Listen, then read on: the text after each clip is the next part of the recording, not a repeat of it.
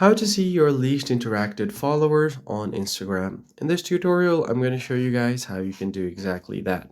So the first thing that you are going to have to do is simply go ahead and open Instagram. Make sure that you're logged into your account. Then the next step is to head over to your profile at the bottom right. And once landed on the profile page, you are going to have to tap on the option called followers. And from your follower list, you have a sorting option on the following option right here. And you can sort this. It is showing you by default. But if you tap on this sorting option, you have latest, earliest. And if you have many followers, you will also have an option called least interacted with. So if you just go ahead and tap on this option, least interacted with, it will show you all of the accounts that you don't interact with that much.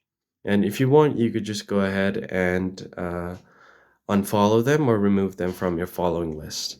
And that's pretty much it, guys. That's how you see the least interacted with on Instagram. I hope this was helpful to you, and I'll see you on the next one.